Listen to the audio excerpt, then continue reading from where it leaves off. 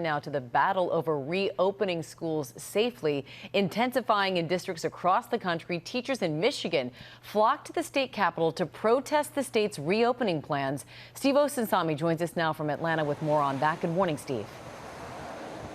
Good morning to you, Amy. At this high school behind me, they've decided on remote learning, but there are many parents for various reasons who live in this community who aren't happy with that. School systems and families across the country are struggling to decide what is best for their children.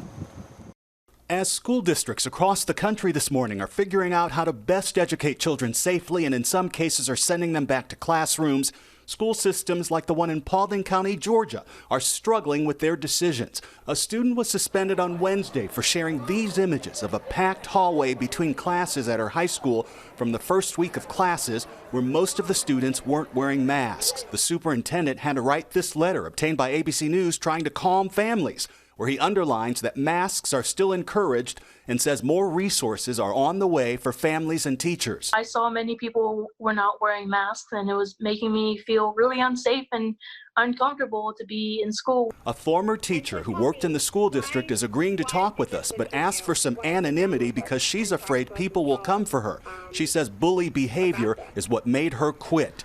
I feel as an educator it is my duty to point out an instance where I do not feel like the children are being kept safe. I do not feel like my fellow teachers are being kept safe. Teachers in America's streets are protesting in-person learning. Only when it's safe. One of their biggest concerns, heading back to classrooms that don't have enough space to follow safety protocols. I teach high school. I've got 39 kids in a class. It's just not going to happen. Students continue to share photos of crowded schools online. These are from inside Woodstock High School in Georgia, showing some students in masks but little social distancing. The school system here is reporting COVID-19 infections in at least 5 different schools already. Some parents have to work and struggle with keeping their kids at home, but it's also true that children who are attending these schools are getting sick. Here in Georgia, a 7-year-old has now died from COVID-19, a child with no underlying conditions, the youngest child to die from the disease in this state. Cecilia. Just awful. Okay, Steve, thank you so much.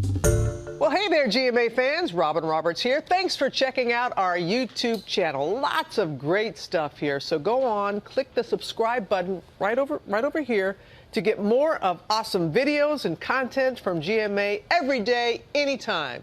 We thank you for watching, and we'll see you in the morning on GMA.